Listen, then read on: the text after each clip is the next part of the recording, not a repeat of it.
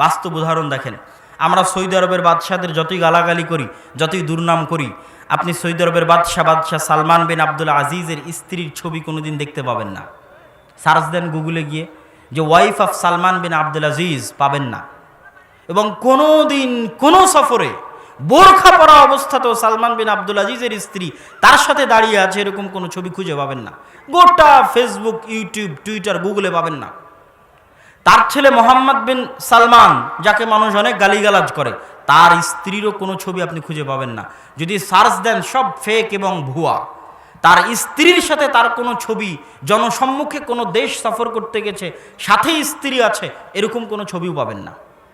শুধু তাই নয়, ইসলামী সমাজে, মুসলিম সমাজে যে মায়ের সম্মান যত বেশি, যেই পরিবার যত উঁচু, যেই পরিবার যত সম্ভ্রান্ত, যেই পরিবার যত দামি, তাদের মা এবং বোনেরা ততটা আড়ালে, ততটা পর্দায়, ততটা নিরাপদে, ততটা চোখে দেখা যায় না, ততটা ধরা যায় না, ততটা সস্তায় পাওয়া যায় না, ততটা দামি, ততটা মূল্যবান। তার আরও একটা উদাহরণ নেন। আরব আমিরাতের বাদশাহ মোহাম্মদ বিন রাশেদ আল মখতুম অথবা মোহাম্মদ বিন জায়েদ আল নাহিয়ানের মায়ের পাসপোর্ট পর্যন্ত তৈরি করা আছে বিনা ছবিতে। আপনি সার্চ দিয়ে দেখতে পারেন, আজকে আমি বলে গেলাম, আপনি সার্চ দিয়ে দেখতে পারেন তারা তাদের মায়ের পাসপোর্ট তৈরি করেছে রাজকীয় ক্ষমতায়। অন্য দেশগুলোকে বাধ্য করেছে যে আমার মায়ের পাসপোর্ট ইস্যু করলাম বিনা ছবিতে। যখন তোমার ইমিগ্রেশন ক্রস করবে তখন বিনা ছবিতে আমার মায়ের পাসপোর্ট, বিনা ছবিওয়ালা মায়ের পাসপোর্ট দিয়ে তোমার ইমিগ্রেশন ক্রস করতে দিতে হবে। তাহলে এবার বুঝেন, যেই পরিবারের মর্যাদা যত বেশি, যত উপরে, তারা যারা যত স্বাধীন, যত সম্ভ্রান্ত, তাদের মা এবং বোনেরা তত দামি, তত ঢাকা, তত পর্দায়, তত রানী, তত রাজকুমারী। আপনি আজ প্রধানমন্ত্রী শেখ হাসিনার সাথে যখন ইচ্ছা তখনই সাক্ষাৎ করতে পারবেন না, চাইলেই সাক্ষাৎ করতে পারবেন না, চাইলেই ফোন দিতে পারবেন না। কেন? উনি দানবী, ওনার প্রোটোকল আছে, সেই প্রোটোকল মেইনটেইন করে তার সাথে সাক্ষাৎ করতে হয়, সেই প্রোটোকল মেইনটেইন করে তাকে ফোন কলে পেতে হয়। কিন্তু আমাদের মা এবং বোনেরা এত সস্তা হয়ে গেছে, এত ফাতরা হয়ে গেছে যে রাস্তাঘাটে যেখানে সেখানে যে কোনো পুরুষ তাকে দেখতেও পারে, তাকে পেতেও পারে, তাকে কল দিলে কথাও বলতে পারে। তাহলে এটা হচ্ছে ইসলামে একজন মা এবং বোনের অবস্থান ইসলামী সমাজে কোথায়, এটা কিন্তু আমরা বুঝতেও পারি না, ভাবিও না। আমরা আমাদের মা এবং বোনদেরকে নিচে নামাতে নামাতে নামাতে নামাতে কোথায় নামিয়েছি জানেন? 2টা টাকার জন্য গার্মেন্টসে পাঠিয়েছি চাকরি করতে। নাউজুবিল্লাহ। এই জন্য আমি নীলফামারীতে বক্তব্য দেওয়ার সময় বলেছিলাম যে যে যুবক বিবাহ করতে চায় এবং আপনাদের যাদের মা এবং বোনেরা বাইরে কাজ করে, এই ধরনের নিম্নমানের সম্মানের কাজের কথা আমি বলছি না, রাস্তাঘাটে গিয়ে কাজ করে, গার্মেন্টসে গিয়ে কাজ করে, এই ধরনের নিম্নমানের কাজ করে যেটার সাথে মেধা এবং যোগ্যতার অতটা সম্পর্ক নেই। কেন মেধা এবং যোগ্যতার সম্পর্ক নেই? আজকে আমার এবং আপনার মা এবং বোন 6,000 টাকার বেতনে গার্মেন্টসের কাজ করে দেয় বলেই গার্মেন্টস শিল্প বাংলাদেশে টিকে আছে। কালকে যদি আফ্রিকার কোনো মহিলারা 5,000 টাকা বেতনে গার্মেন্টসের কাজ করে দেয়, তাহলে এগুলো সব গার্মেন্টস একদিনে, 1 সেকেন্ডে বন্ধ হয়ে যাবে, আর গার্মেন্টস চলে যাবে আফ্রিকায়। এটা কোনো যোগ্যতার জিনিস নয়, এটা হচ্ছে নিজেদের অপমান এবং লজ্জা যে আমরা কম খরচে, কম টাকায় নিজের সব কিছু দিয়ে দিচ্ছি। কিন্তু এটা আমরা জানি না, এটা আমরা বুঝি না, মনে করছি এটাই হয়তো উন্নতি, এটাই হয়তো উন্নয়ন। উন্নয়ন জ্ঞান বিজ্ঞানে, যেটা আমি যুবকদের উদ্দেশ্যে বক্তব্যের শেষের দিকে বলবো। তো কি বলছিলাম? যে যুবক বিবাহ করতে চায় এবং আপনারা যারা বিবাহ করেছেন এবং আপনাদের যাদের মা, বোন, স্ত্রী, পুত্র, কন্যা যে কেউ এই ধরনের কাজের সাথে জড়িত আছে, তাদের উদ্দেশ্যে আমার নাসিহা, আপনি যদি পুরুষ হন, আপনার শরীরে যদি গায়রাত থাকে, গায়রাত কাকে বলে সেটাও বলবো। আপনি যদি পুরুষ হন, আপনার শরীরে যদি গায়রাত থাকে, 8 ঘন্টার জায়গায় 10 ঘন্টা পরিশ্রম করবেন, 10 ঘন্টার জায়গায় 12 ঘন্টা পরিশ্রম করবেন, 12 ঘন্টার জায়গায় 16 ঘন্টা পরিশ্রম করবেন, 16 ঘন্টার জায়গায় 24 ঘন্টায় পরিশ্রম করবেন। কিন্তু ওই পরিমাণ টাকা কামাবেন যেন আপনার স্ত্রী, পুত্র, কন্যাকে এই ধরনের নিম্নমানের কাজ করতে না হয় 2টা টাকার জন্য। এটা অপমান, এটা আমাদের মা এবং বোনদের অপমান, এটা আমাদের সমাজের অপমান। সম্মানিত উপস্থিতি, গায়রাত কাকে বলে? রাসূলুল্লাহ সাল্লাল্লাহু আলাইহি ওয়াসাল্লাম বলেছেন, লা ইয়াদখুলুল জান্নাতা আদ-দায়ুস, দায়ুস জান্নাতে যাবে না। দায়ুসকে, দায়ুস শব্দের শাব্দিক অর্থ হচ্ছে শুকুর বা শুকুরের চর্বি। দায়ুস শব্দ আরবিতে শুকুর অথবা শুকুরের চর্বির জন্য ব্যবহার করা হয়। দিয়াসাহ মানে শুকুরের চর্বি, যার মধ্যে প্রচুর পরিমাণে শুকুরের চর্বি থাকে তাকে বলে দায়ুস।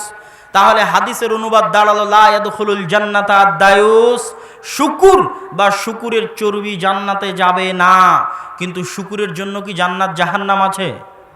কুকুর শ্রীগালের জন্য কি জান্নাত জাহান্নাম আছে?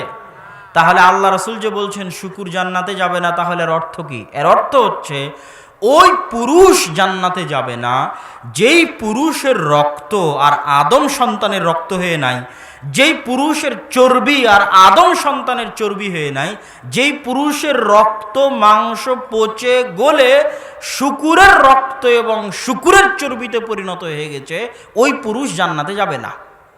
তাহলে এটা আবার কোন পুরুষ? যার রক্ত আর মানুষের রক্ত নয়, শুকুরের রক্ত হয়ে গেছে। কেন আল্লাহ রাসূল তো বলছে শুকুর জান্নাতে যাবে না, তো শুকুরের তো জান্নাত জাহান্নামে নাই। তাহলে ওই মানুষ জান্নাতে যাবে না যার রক্ত শুকুরের রক্ত পরিণত হয়ে গেছে। তো কে সে মানুষ? পৃথিবীতে আল্লাহ সুবহানাহু ওয়া তাআলার দুইটা সৃষ্টি জীব আশ্চর্য, এক উট আর একটা শুকুর। উট হচ্ছে সবচেয়ে আত্মমর্যাদা সম্পন্ন একটা প্রাণী, যার রাগ প্রচুর, এতটা আত্মমর্যাদা সম্পন্ন। তার স্ত্রীর কাছে যদি অন্য কোনো পুরুষ উট আসে, তো এই উট এতটা ক্ষিপ্ত হবে যে মারতে মারতে মারতে মারতে ওই পুরুষ উটকে মেরেও ফেলতে পারে। এর নাম হচ্ছে উট, অনেক আত্মমর্যাদা সম্পন্ন। এই জন্য আজ থেকে 20-30 বছর আগেও যখন আরবের মানুষেরা শুধু উটের গোস্ত খেয়ে থাকতো, তখন তাদের মধ্যে অটোমেটিক এই গায়রাত বোধ কাজ করত, আত্মমর্যাদা কাজ করত নিজেদের মা এবং বোনদের পর্দার জন্য। কেননা তারা উটের গোস্ত খায়। আর শুকুরকে যদি আপনাদের দেখার সুযোগ হয়, তাহলে দেখবেন পৃথিবীর সবচেয়ে নিকৃষ্ট প্রাণী হচ্ছে শুকুর। সবচেয়ে অপরিষ্কার অপরিচ্ছন্ন জায়গায় শুকুর, অত গান্দা ময়লা অপরিষ্কার অপরিচ্ছন্ন জায়গায় পৃথিবীর কোনো প্রাণী থাকে না। শুধু তাই নয়, অপর শুকুরের নিতম্ব থেকে পিছন থেকে গু পেশাব পায়খানা চেটে খেতেও আর এক শুকুরের দ্বিধাবোধ হয় না। এমনকি ওই শুকুরের স্ত্রী যে তার সাথে যদি অন্য পুরুষ শুকুরও এসে খারাপ কাজ করে, তবু এই শুকুরের কোনো দ্বিধাবোধ হয় না।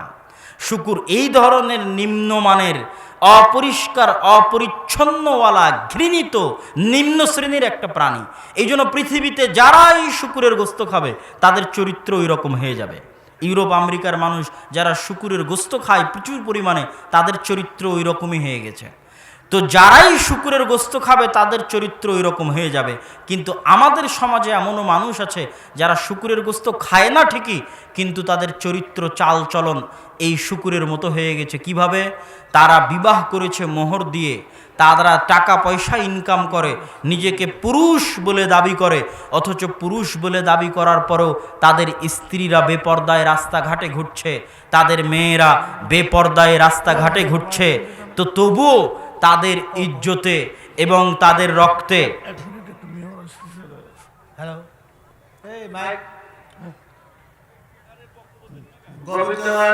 মেয়র সাহেবের আগমন, শুভেচ্ছা স্বাগত। এবং চেয়ারম্যানের আগমন, শুভেচ্ছা স্বাগত।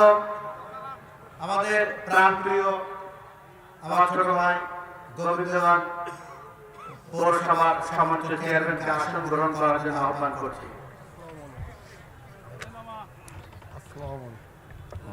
ভালো আছেন ইনশাআল্লাহ। এবং ঠিক আছে স্যার।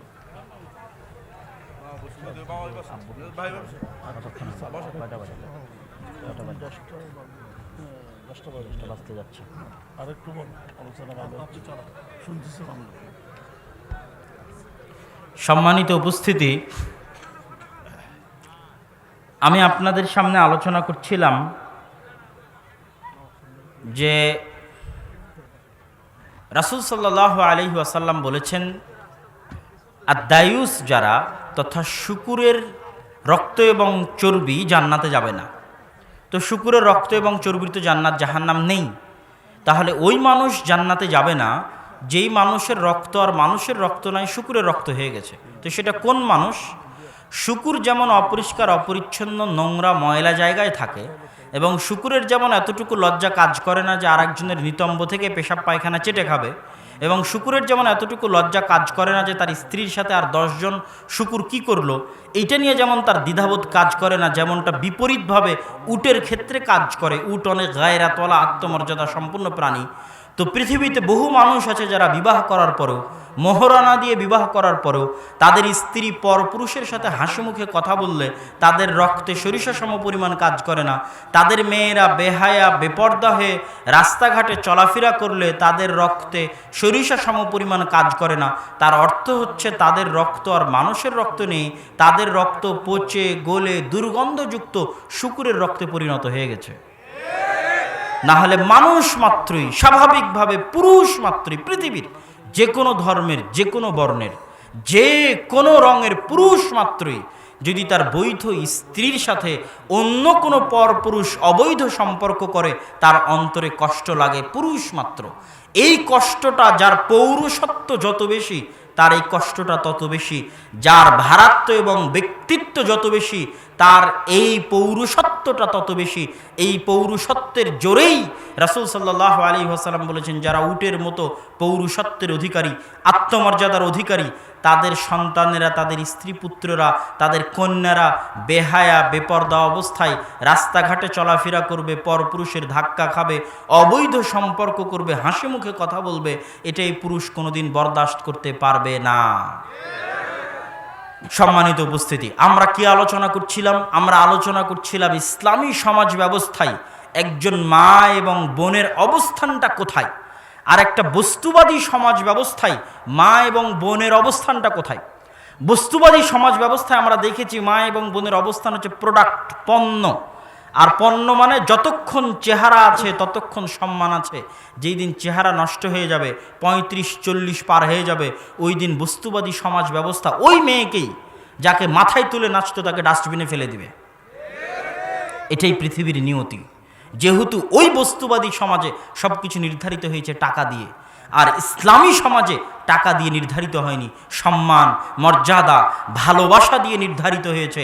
যার বিস্তারিত বিবরণ মা এবং বোনদের ইসলামী সমাজে কি অবস্থান হতে পারে, তাদের পর্দার কি অবস্থান হতে পারে, তাদের দায়িত্ব বোধের জায়গায় কি হতে পারে, তাদের ক্যারিয়ার বলতে কোন ক্যারিয়ারটা আসল ক্যারিয়ার, তাদের কাজ বলতে কোন কাজটা আসল, তাদের দায়িত্ব বলতে কোন দায়িত্বটা আসল, এই বিষয়ে ইসলামী সমাজে মা এবং বোনদের অবস্থান আমি আমার জায়গা থেকে আশা করি পরিষ্কার করেছি। এবার আমরা চলি পরের পর্বে। আমাদের ইসলামী সমাজে যুবকদের অবস্থান কোথায়, তরুণ এবং যুবকদের কি দায়িত্ব, তরুণ এবং যুবকদের কি কাজ। আজকের অত্র বৈঠকে উপস্থিত অত্র এলাকা সহ আশেপাশের এলাকা থেকে আগত শত শত হাজারো তরুণ এবং যুবকদের উদ্দেশ্য করে বলতে চাই যে আমরা মুসলিমরা রাজনৈতিকভাবে স্বাধীন হলেও অর্থনৈতিকভাবে এবং জ্ঞান বিজ্ঞানে পরাধীন। অর্থনৈতিকভাবে কেন পরাধীন তাও বলবো, জ্ঞান বিজ্ঞানে কেন পরাধীন সেটা দিয়ে শুরু করি। আজকের বিশ্বের সবচেয়ে উন্নত বিশ্ববিদ্যালয় অক্সফোর্ড এবং ক্যামব্রিজ, এই অক্সফোর্ড ক্যামব্রিজ বিশ্ববিদ্যালয় প্রতিষ্ঠার 500 বছর আগেও স্পেনে প্রায় 1000 বিশ্ববিদ্যালয় ছিল, যার মধ্যে কর্ডোভা এবং গ্রানাডায় 30টা করে বিশ্ববিদ্যালয় ছিল। আল হাকাম লাইব্রেরিতে 10 লক্ষ বই ছিল। 4.5 লক্ষ থেকে 5 লক্ষ ছাত্রছাত্রী শুধু কর্ডোভা এবং গ্রানাডায় পড়াশোনা করত। কখন? অক্সফোর্ড ক্যামব্রিজ প্রতিষ্ঠারও 500 বছর আগে। যখন ইউরোপের মানুষ মাঠে গিয়ে পেশাব পায়খানা করেছে, তখন গ্রানাডা এবং কর্ডোভার রাস্তায় লাইট জ্বলেছে, উন্নত মানের লাইট। সেই রকম উন্নত সভ্যতার মানুষ যারা পৃথিবীকে জ্ঞান বিজ্ঞান উপহার দিয়েছে তারা হচ্ছে মুসলমানেরা। কিন্তু পার্থক্য কি? মুসলমানেরা যখন জ্ঞান বিতরণ করেছে তখন টাকার বিনিময়ে জ্ঞান বিতরণ করেনি, ফি সাবিলিল্লাহ জ্ঞান বিতরণ করেছে। তুমি চায়না থেকে এসেছো না আমেরিকা থেকে এসেছো, তুমি কালো রঙের না সাদা রঙের, তুমি হিন্দু না বৌদ্ধ, এইটা মুসলমানেরা দেখেনি। যে পৃথিবীর যে প্রান্ত থেকে জ্ঞান অর্জনের জন্য এসেছে, স্পেন এবং বাগদাদ, কর্ডোভা এবং গ্রানাডায় জ্ঞানের দরজা তাদের জন্য উন্মুক্ত ছিল। দুনিয়ার মানুষেরা আসো আর ফ্রি জ্ঞান নিয়ে যাও, ফি সাবিলিল্লাহ জ্ঞান নিয়ে যাও। মুসলমানদের দেওয়া ফ্রি জ্ঞান, মুসলমানদের দেওয়া ফি সাবিলিল্লাহর জ্ঞান আজকে যাদের কাছে আছে তারা জ্ঞানকে কুক্ষিগত করেছে, জ্ঞানের চারিদিকে এমন শক্তিশালী দেওয়াল দিয়েছে। আমার এবং আপনার কাছে যে জ্ঞান আছে তার চেয়ে 50 বছর আগের জ্ঞান আছে উন্নত বিশ্বের কাছে। বাংলাদেশের চাইতে 50 বছর এগিয়ে জ্ঞান বিজ্ঞান এবং প্রযুক্তি তাদের কাছে আছে। আপনি বলেন যে গোটা বাংলাদেশ বিক্রি করে দিব, তোমার কাছে যে জ্ঞান বিজ্ঞান প্রযুক্তি আছে আমার বিজ্ঞানীদের একটি শিখাবে না। এইরকমও নজির আছে পৃথিবীতে, আপনি গুগলে সার্চ দিয়ে দেখতে পারেন। মুসলিম দেশ উন্নত বিশ্বের কাছে বিমান কিনেছে, ফাইটার বিমান।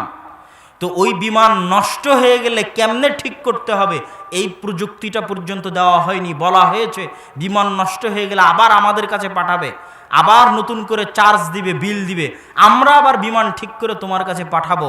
এটা হচ্ছে জ্ঞানকে কুক্ষিগত করা, জ্ঞানের শাসন, বিজ্ঞানের শাসন। তাদের কাছে 50, 60, 100 বছর এগিয়ে জ্ঞান আছে আর আপনাদের কাছে নেই, এবং আপনারা চাইলেও দেওয়া হবে না। কিন্তু এর দোষ তাদের নয়, এর দোষ আমাদের এবং আপনাদের। উদাহরণ নেবেন, যারা জ্ঞান বিজ্ঞানে উন্নত তাদের দেশে আমি পড়ি, এখন ইউরোপে পড়াশোনা করি। তো যখন ফুটবল বিশ্বকাপ খেলা হয়, এই বিশ্বকাপের বেশিরভাগ প্লেয়ার টিম হচ্ছে ইউরোপের দেশ, এবং মূলত ফুটবল খেলাটা তারাই বেশি ভালোবাসে। তাদের মতো একটা দেশের উন্নত কোনো বিশ্ববিদ্যালয়ের কোনো একটা ছবি যদি কেউ দিতে পারে যে অক্সফোর্ড বিশ্ববিদ্যালয়ের 10 জন ছাত্র এক জায়গায় একত্রিত হয়ে খেলার স্কোর চেক করছিল এবং আনন্দ করছিল, আবার খেলায় জিতার জন্য পিকনিক করছিল, এরকম একটা ছবি, একটা নিউজ গোটা অক্সফোর্ড, গোটা ক্যামব্রিজ, গোটা হার্ভার্ড, ইউরোপ এবং আমেরিকার কোনো বিশ্ববিদ্যালয়ের যে অমুক খেলায় জিতার জন্য অমুক অনার্সের অমুক ব্যাচের ছাত্ররা একত্রিত হয়ে একটা পিকনিক আয়োজন করেছে, একত্রিত হয়ে অমুক ছাত্ররা খেলাটা দেখছিল এবং আনন্দ উপভোগ করছিল, এরকম একটা নিউজ আপনি দেখাতে পারবেন না। কিন্তু একই টাইমে, সেম টাইমে যেই বিশ্ববিদ্যালয়ের লিস্টে নামই নাই, 1500 এবং 1000 বিশ্ববিদ্যালয়, পৃথিবীর শ্রেষ্ঠ 1000 এবং 1500 বিশ্ববিদ্যালয়ের লিস্টের মধ্যে যে বিশ্ববিদ্যালয়ের নামই নাই, অথচ সেটাই নাকি বাংলাদেশের সবচেয়ে উন্নত বিশ্ববিদ্যালয়। অবশ্যই বাংলাদেশের সবচেয়ে উন্নত বিশ্ববিদ্যালয়, কিন্তু পৃথিবীর শীর্ষস্থানীয় 1000-1500 বিশ্ববিদ্যালয়ের মধ্যে এই বিশ্ববিদ্যালয়ের নাম নাই। ওই বিশ্ববিদ্যালয়ে সারা বাংলাদেশ থেকে যারা A+, গোল্ডেন A+ পেয়েছে, তারা রাত দিন পড়াশোনা করে বিশ্ববিদ্যালয়ে চান্স নিয়েছে। ওই বিশ্ববিদ্যালয়ে চান্স পাওয়া দেশের মেধাবী সন্তান, যারা আজ থেকে 4-5 বছর পর BCS পাশ করে সারা বাংলাদেশের সকল স্তরে, সচিবালয় থেকে শুরু করে পুলিশ, আর্মি থেকে শুরু করে র্যাব থেকে শুরু করে সকল জায়গায় দায়িত্ব পালন করবে। ওই সমস্ত দেশের উন্নত শীর্ষ মেধার অধিকারী সন্তানেরা, হাজার হাজার ছাত্র বিশাল টিভি স্ক্রিনের সামনে দাঁড়িয়ে ঘন্টার পর ঘন্টা বসে খেলা দেখবে, আর আপনি বলবেন যে আপনি গোলাম হবেন না, তো কে গোলাম হবে? আপনি যদি গোলাম না হন তো কে গোলাম হবে? আপনি আমাকে উত্তর দেন, কে গোলাম হবে? এবং আমার এবং যুবকদের, আজকে যে যুবকরা উপস্থিত হয়েছে তাদের উদ্দেশ্যে বলতেছে আমার ছোট্ট অবজারভেশন, যে বাংলাদেশের যুবকদের যদি আমি সামারি টানি, যে তাদের গোটা লাইফের সামারি কি, বর্তমান যুবকদের, বর্তমান জেনারেশনের তাদের সামারি হচ্ছে জন্ম হবে, জন্ম নিবি, মানে তোদের জন্ম হবে, জন্ম নিবি, জন্ম নেওয়ার পরে কি হবে? মোবাইল চালাবি, ভিডিও গেম খেলবি, free Fire, PUBG video game খেলবি, অনলাইনে জুয়া আছে, বাস্তবে জুয়া খেলা লাগে না, অনলাইনে বেটিং সিস্টেমের মাধ্যমে জুয়ার ব্যবস্থা আছে, অনলাইনে জুয়া খেলবি, মাদকতার নেশায় আসক্ত হবি। যত দুনিয়ার মাদকতার নেশা আছে সব মাদকতার নেশা অ্যাভেইলেবল দুনিয়ার সকল বাজারে, সেই মাদকতার নেশায় আসক্ত হবি। যত খেলাধুলা আছে, বিশ্বকাপ, ক্রিকেট, সব খেলাধুলার সাথে আসক্ত হবি। ফেসবুক, ইউটিউব, টুইটার, সামাজিক যোগাযোগ মাধ্যম তো আছেই, অশ্লীল দৃশ্য, নীল মুভির ছবল তো আছেই। এগুলো সব দেখতে দেখতে, এগুলোর মধ্যে আসক্ত থাকতে থাকতে জীবনের একটা বিরাট অংশ পেরিয়ে যাবে। তারপরে কি হবে? তারপরে পেশাব পায়খানা ছাড়া আর দ্বিতীয় কোনো কাজ নেই। সর্বশেষে কি? সর্বশেষে হয় পদ্মা ব্রিজের লেবার হয়ে পদ্মা ব্রিজের পাইলের মধ্যে ডুবে মারা যাবি। পদ্মা ব্রিজের ইঞ্জিনিয়ারিং করবে বিদেশিরা, যাদের কাছে জ্ঞান আছে, বিজ্ঞান আছে। আর তুই যে সারা জীবন Facebook, mobile, YouTube, Twitter, Free Fire, PUBG খেলেছিস, এখন পদ্মা ব্রিজের লেবারি করতে যে পাইলের মধ্যে ডুবে মরবি। আর না হয় প্রবাসী হয়ে সৌদি আরব, কুয়েত, কাতার, বাহরাইনে টয়লেট সাফ করবি, অন্যের টয়লেট সাফ করা টাকা দেশে পাঠাবি, সেটাই নাকি আবার উন্নয়ন। তারপরে দুনিয়া থেকে বিদায় নিবি। এই হলো তোদের সামারি জীবনের, আমার এবং আমার যুবকের জীবনের সামারি। আমি যদিও তুই করে বললাম, কিন্তু কষ্ট নেবেন না। যে সমস্ত ভাইয়েরা প্রবাসে কাজ করছে আমি তাদের কষ্ট দিতে চাইনি, কষ্ট দেওয়া উদ্দেশ্য নয়। কিন্তু আমাদের জীবনের সামারি যে এই, এর বাইরে আমরা করছি কি, এর বাইরে আমরা করতে পেরেছি কি, পারলাম কি করতে বলেন? এর বাইরে আমরা কিছুই করতে পারিনি।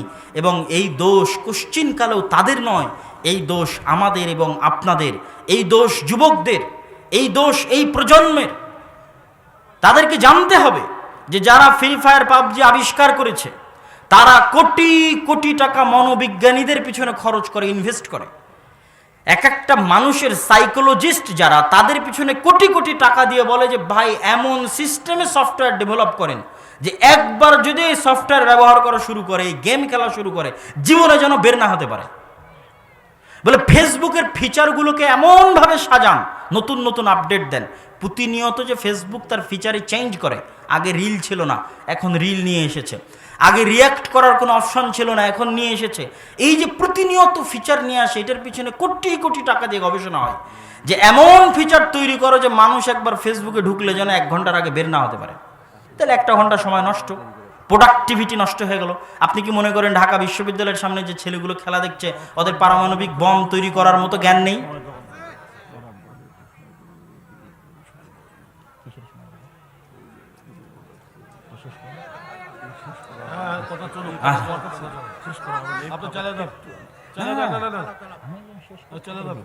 দানের জন্য সময় দিই, দানের ব্যবস্থা করবো।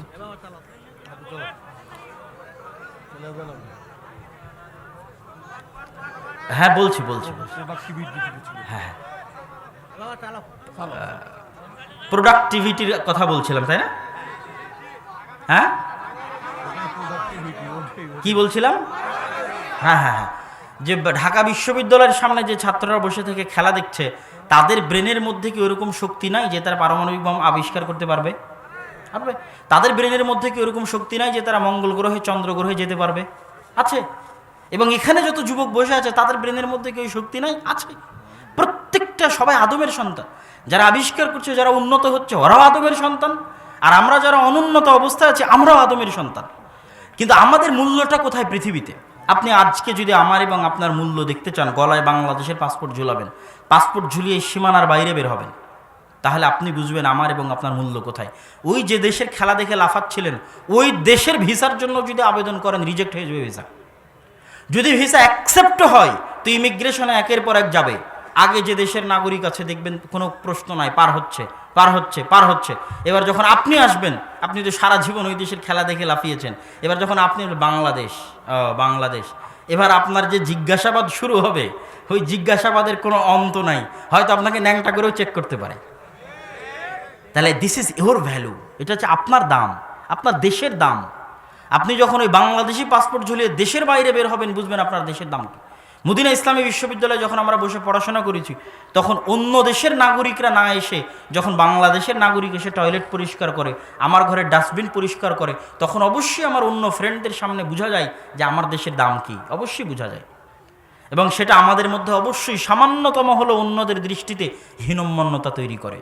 তাহলে সম্মানিত উপস্থিতি, আমি যদিও আলোচনার যে গতিটা ছিল ওটা হারিয়ে ফেলেছি, তো আমি আপনাদেরকে যেটা বুঝাতে চাচ্ছিলাম সেই বুঝানোর কথাই চলে আসি। যে এই যে ফেসবুক, ইউটিউব, টুইটার, এটার মধ্যে কোটি কোটি টাকা খরচ করে আমার এবং আপনার মনকে কিভাবে অ্যাট্রাকটিভ করা যায় তার জন্য গবেষণা করা হয়। আর আমি আমাদের মা এবং বোনদের সামাজিক যে অবস্থানের কথা বলেছিলাম, সেটার সাথে আরও একটা জিনিস যুক্ত করে দিই। যে আজকে আপনি দেখছেন এখানে বহু মা এবং বোন পর্দা করে এসেছে, সবাই বোরখা পরে এসেছে। আপনি দেখছেন আপনার মেয়ে বোরখা পরে স্কুলে যাচ্ছে, আপনি দেখছেন আপনার স্ত্রী বোরখা পরে স্কুলে যাচ্ছে। কিন্তু আল্লাহর কসম, এখনকার পৃথিবীতে এমন ফিতনা তৈরি হয়েছে যে ওই বোরখা পরা আপনার মেয়ে, ওই পর্দানসীন আপনার মেয়ে, পর্দানসীন আপনার স্ত্রী, তার অশ্লীল ভিডিও দিয়ে টিকটক ভর্তি করে ফেলেছে। কেন? মোবাইল তার হাতে আছে, আপনি জানেন না কোথায় কোন অ্যাকাউন্টে সে টিকটক খুলে রেখেছে, আপনি জীবনেও ধরতে পারবেন না। কিন্তু সে বাহ্যিকভাবে বোরখা পরে আছে।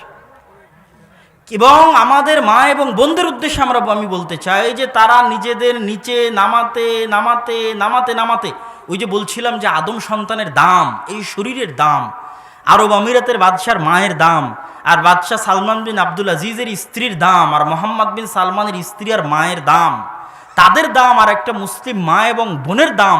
আর আমার মা এবং বোনকে আমি বুঝাতে চাচ্ছিলাম যে তাদের দাম এই টিকটক রিল কোন পর্যায়ে নিয়ে গেছে, ডে স্টোরি কোন পর্যায়ে নিয়ে গেছে, যে সে যদি টিকটকে একটা ভিডিও দেয় আর আরেকজন মেয়ের ভিডিওর ভিউ যদি তার চেয়ে বেশি হয়, তো সামান্য দুটো ভিউ বেশি হওয়ার জন্য, সামান্য কয়েকটা ভিউ বেশি হওয়ার জন্য আমাদের মা এবং বোনেরা কাপড় খুলতে খুলতে উলঙ্গ পর্যন্ত হয়ে যায়। বলে ইয়াজ বিল্লাহ, কোথায় তারা সমাজকে নিয়ে গেছে, কোথায় নিজের দামকে নিয়ে গেছে, নিজের মূল্যকে নিয়ে গেছে। টাকা পয়সার সামনে নয়, দুটো সামান্য লাইক বেশি পাওয়ার জন্য, দুটো দুনিয়ার সামান্য ভিউ বেশি পাওয়ার জন্য নিজের মান সম্মান ইজ্জত শরীর বাজারে বিক্রি করে দিয়েছে, নিলাম করে দিয়েছে। আল্লাহ সুবহানাহু ওয়া তাআলা কি আমাদের আমলনামা ধরে রাখবেন? আমাদের আমলনামা তো আমাদের মোবাইলের মধ্যেই সেভ হয়ে আছে। আল্লাহ সুবহানাহু ওয়া তাআলা কি ধরবেন? সম্মানিত উপস্থিতি, এই জন্য উপস্থিত যুবক সমাজের উদ্দেশ্যে এবং উপস্থিত মা এবং বোনদের উদ্দেশ্যে আমি আমার বক্তব্যের শেষের দিকে এসে এই আবেদন জানাতে চাই যে আমাদের মেধা এবং আমাদের যে যোগ্যতা, এটার মূল্যায়ন হতে হবে জ্ঞান বিজ্ঞানের মাধ্যমে, প্রোডাক্টিভিটির মাধ্যমে। প্রত্যেকটা যুবককে উদ্দেশ্য করে জিজ্ঞাসা করতে চাই, আজ সারাদিনে আমি আপনি কি করেছি? যে রিক্সা চালক সকাল থেকে সন্ধ্যা পর্যন্ত কাজ করে 500 টাকা ইনকাম করেছে, ওটা ওর প্রোডাক্টিভিটি, ওটা ওর ইনকাম। ও পরিবারকে দিবে, দেশকে দিবে, জাতিকে দিবে। যুবক কি করেছে সকাল থেকে সন্ধ্যা পর্যন্ত? কি করলো? কি প্রোডাক্ট দিল? পৃথিবীর সবচেয়ে বড় প্রোডাক্টিভিটি এবং বড় ইনভেস্ট হচ্ছে দুইটা জ্ঞান ব্রেনে ঢুকানো, দুটো পৃষ্ঠা পড়ে ব্রেনে ঢুকানো। এটা পৃথিবীর সবচেয়ে বড় ইনভেস্টমেন্ট। আজকে বাংলাদেশের বিমানগুলোতে যখন সফর করি, তখন বাংলাদেশের বিমানে দেখবেন সবার হাতে হাতে মোবাইল চালাচ্ছে। কিন্তু আমি ইউরোপে যাওয়ার পর আমার একটা জিনিস ভুল ভেঙেছে, যে তাদেরকে আমরা যেই দৃষ্টিকোণ থেকে দেখি সবসময় ওই দৃষ্টিকোণটা ঠিক নয়। ইউরোপের বিমানে রাস্তাঘাটে এরকম এখনও পাবেন যার হাতে বই আছে, বই পড়তেছে, গল্পের বই হোক, উপন্যাসের বই হোক, মোবাইল নয়, বই পড়তেছে। এই যে জ্ঞানের চর্চা, দুইটা পৃষ্ঠা জ্ঞান ব্রেনে ঢুকানো, এটা পৃথিবীর সবচেয়ে বড় ইনভেস্টমেন্ট এবং এই প্রোডাক্টটা পৃথিবীর সবচেয়ে দামি এবং কাজে লাগানো প্রোডাক্ট। অতএব আমাদের যুবক সমাজ যারা এখানে উপস্থিত আছে তাদের উদ্দেশ্য করে অনুরোধ করতে চাই, যারা আয়োজন করেছে তাদের উদ্দেশ্য করে অনুরোধ করতে চাই যে আমাদের এমন কিছু করতে হবে, জ্ঞান বিজ্ঞানে এমন কিছু করতে হবে যেটা আসল উন্নতি। অবকাঠামোগত উন্নতি কোনো দিন উন্নতি নয়, রাস্তাঘাট ব্রিজ কালভার্ট কোনো দিন উন্নতি নয়, প্রবাসীদের টাকা কোনো দিন উন্নতি নয়। কালকে প্রবাসীদের চাইতে কম দামে কেউ চাকরি করে দিলে সব প্রবাসীর চাকরি নট করে বাড়ি পাঠিয়ে দিবে, এটা উন্নতি নয়। যেখানে আপনি আপনার যোগ্যতা বিক্রি করে খেতে পারবেন, ওটা হচ্ছে উন্নতি। যেখানে আপনি আপনার যোগ্যতা দিয়ে মূল্যায়ন পাবেন, সেটা হচ্ছে উন্নতি। তাহলে আমাদের যোগ্যতার মূল্যায়ন কোথায়? আমাদের দেশ জাতি এবং সমাজ কোথায় চলে গেছে? আমাদের মা এবং বোনেরা কোথায় চলে গেছে? আল্লাহ সুবহানাহু ওয়া তাআলা আমাদের সকলকে হেদায়েত দান করুক এবং সঠিক পথে সঠিক আমলে চলার তৌফিক দান করুক। আল্লাহুম্মা আমিন। যারা অত্র মজলিসের আয়োজন করেছে তারা হয়তো আপনাদের মধ্যে দান এবং সহযোগিতার জন্য যাবে। আমি আপনাদের সকলকে, আমি জানি না তাদের স্বেচ্ছাসেবকরা আছে কিনা, আমাকে বলা হয়েছিল যে তারা আপনাদের মধ্যে যাবে। আমি আপনাদেরকে অনুরোধ জানাবো যে আল্লাহ সুবহানাহু ওয়া তাআলা আপনাদের পকেটে যে টাকা দিয়েছে, এই টাকা আপনার টাকা নয়, এটা আল্লাহ সুবহানাহু ওয়া তাআলার টাকা। আল্লাহ সুবহানাহু ওয়া তাআলা পবিত্র কোরআন মাজিদে বলেছেন, অমিম্মা রাযাকনাহুম ইউনফিকুন, আমি তোমাদের যে রিজিক দিয়েছি সেটার থেকে তোমরা আল্লাহর রাস্তায় ব্যয় করবে। তোমাদের রিজিক নয়, আমি দিয়েছি, আমার দেওয়া রিজিক তোমরা আল্লাহ সুবহানাহু ওয়া তাআলার রাস্তায় ব্যয় করবে। তো আল্লাহর দেওয়া রিজিক আল্লাহর রাস্তায় ব্যয় করলে আল্লাহ আরও বাড়িয়ে দিবে। তো আল্লাহর দেওয়া রিজিক আপনারা অবশ্যই অত্র ইসলামী সম্মেলন আয়োজনে যে সমস্ত স্বেচ্ছাসেবক ভাইয়েরা আপনাদের মধ্যে যাবে তাদেরকে আপনারা সহযোগিতা করবেন, আপনাদের দানের মাধ্যমে সহযোগিতা করবেন। বক্তব্যের শেষে আপনাদেরকে দাওয়াত দিই, উত্তরবঙ্গে কোনো বড় শিক্ষা প্রতিষ্ঠান নেই। বগুড়া জামিল পার হওয়ার পর আপনাদের অত্র অঞ্চলে একটা শিক্ষা প্রতিষ্ঠান ছিল, সেটাও বন্ধ হয়ে গেছে। তো সেই গ্রামের ছেলেরা আজকে এই সম্মেলন আয়োজন করেছে। উত্তরবঙ্গে বড় কোনো শিক্ষা প্রতিষ্ঠান নেই। আল জামিয়া সালাফিয়া দিনাজপুর তেঘরা বিরল, মূল শহরের পাশে 20 বিঘা জমির উপর। হানাফিদেরও বড় কোনো শিক্ষা প্রতিষ্ঠান নেই, আহলে হাদিস তো বহুদূরের কথা। আর পঞ্চগড়, নীলফামারী, লালমনিরহাট, গাইবান্ধা, রংপুরে মক্তব বন্ধ। অসংখ্য মসজিদে মক্তব নাই, উঠে গেছে। বাংলাদেশের অন্য কোনো জেলায় এই পরিমাণে মক্তব উঠেনি যেই পরিমাণে রংপুর বিভাগের বিভিন্ন জেলা থেকে মক্তব উঠে গেছে।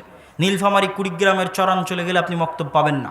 এই জন্য দাওয়া ইলাল্লাহ সারা বাংলাদেশে এখন পর্যন্ত নিজ অর্থায়নে 150 থেকে 200টি মক্তব পরিচালনা করছে।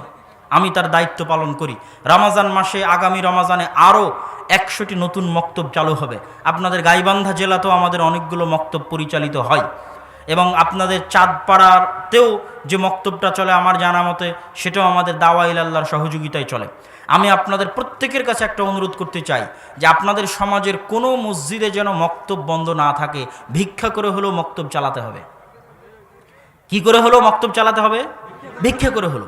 এবং সর্বনিম্ন যে কাজটা আমাদের করা উচিত সেটা আমরা সবাই কোরআন পড়তে পারবো, আমাদের সন্তানেরা কোরআন পড়তে পারবে, আমাদের মা এবং বোনেরা কোরআন পড়তে পারবে। এটা সর্বনিম্ন, নিদেন পক্ষে, নিম্ন পক্ষে এতটুকু যদি সমাজ থেকে উঠে যায়, আমাদের উপর আল্লাহর গজব আসতে বেশি দেরি লাগবে না, আর আমাদের ধ্বংস হয়ে যেতে বেশি দেরি লাগবে না, আমাদের অন্য দেশের গোলাম কৃতদাস হয়ে যেতে বেশি দেরি লাগবে না। এই জন্য প্রতিটা মসজিদের নিদেন পক্ষে, নিম্ন পক্ষে মুসলমানের সন্তানের কোরআন শিক্ষার ব্যবস্থা থাকতে হবে। এবং আমি আরও একটা বাক্য এর সাথে যুক্ত করতে যাই যে আল্লাহর কসম, আল্লাহর কসম, একটা মসজিদে টাইলস দেওয়ার জন্য দান করলে জানে কি হবে, ছাদের রড দেওয়ার জন্য দান করলে জানে কি হবে, এসি কিনে দেওয়ার জন্য দান করলে জানে কি হবে, একটা ভাঙ্গা বেড়া, ভাঙ্গা টিনের মসজিদে আল্লাহর কোরআনের একটা আলিফ শিখিয়ে দেওয়ার ব্যবস্থা করলে তার চেয়ে বেশি নাকি হবেই হবে ইনশাআল্লাহ। অতএব কোরআনের এই শিক্ষাকে আপনারা গুরুত্ব দিন।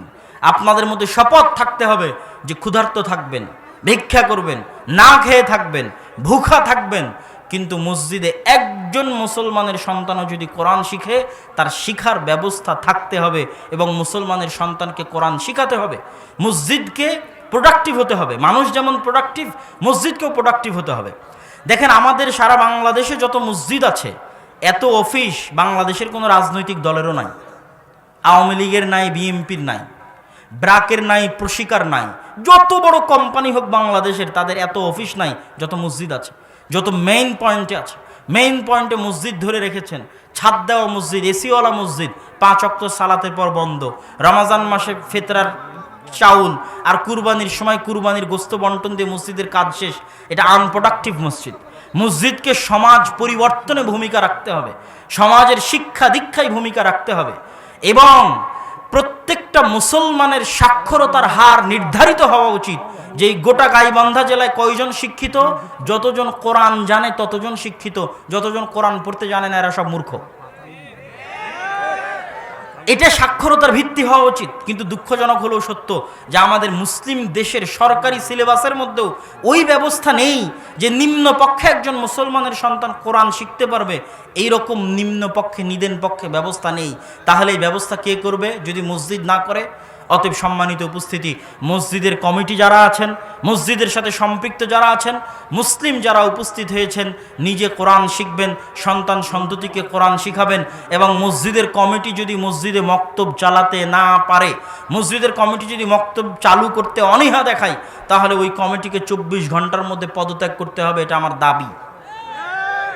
ওই কমিটিকে 24 ঘন্টার মধ্যে পদত্যাগ করতে হবে এবং যেই কমিটি মসজিদে মক্তব চালাতে পারবে তাদের হাতে দায়িত্ব দিতে হবে। মসজিদকে আনপ্রোডাক্টিভ, অকেজো রাখা যাবে না, মসজিদকে কাজ দিতে হবে। আজকে সারা বাংলাদেশে 25,000 ভাঙ্গা বেড়া, ভাঙ্গা টিনে স্কুল চালায় ব্রাক। 25,000-এর বেশি স্কুল চালায় ব্রাক। তাদের নিজের কোনো জমি নেই, মানুষের জমি ভাড়া নিয়ে ভাঙ্গা বেড়া, ভাঙ্গা টিনে স্কুল চালায়। আর আপনার মসজিদ আছে, এসি আছে, টাইলস আছে, কিন্তু কোরআন শিক্ষার ব্যবস্থা নাই। এই সব মসজিদগুলো যদি আপনি আজকে কোনো খ্রিস্টান মিশনারিকে দিয়ে দেন, গোটা বাংলাদেশের মানুষকে 1 বছরের মধ্যে বাইবেল শিখিয়ে ফেলবে, কেননা তাদের মধ্যে প্রোডাক্টিভিটি আছে। আর আপনার কাছে মসজিদ আছে, সকল কিছু আছে, ইমাম আছে, কিন্তু প্রোডাক্টিভিটি নেই। আল্লাহ সুবহানাহু ওয়া তাআলা আমাদের যুবক সমাজকে, আমাদের মা এবং বোনদেরকে এবং আমাদের মসজিদকে তাদের দায়িত্ব পালন করার তৌফিক দান করুক। আপনাদের প্রধান আলোচক আমার শ্রদ্ধেয় পিতা শেখ আব্দুর রাজ্জাক বিন ইউসুফ, তিনি আসবেন। আর যেটা বলতে গিয়ে কথা এত দূর হলো, দিনাজপুর আল জামিয়া সালাফিয়া 3রা ফেব্রুয়ারি সালাফি কনফারেন্স, বড় বড় আলেম ওলামা আসবে, দেশের বিভিন্ন অঞ্চল থেকে মানুষজন যাবে। আপনারাও সেখানে উপস্থিত হবেন প্রতিষ্ঠান দেখার জন্য, দোয়া করার জন্য, সন্তান সন্ততি দেওয়ার জন্য।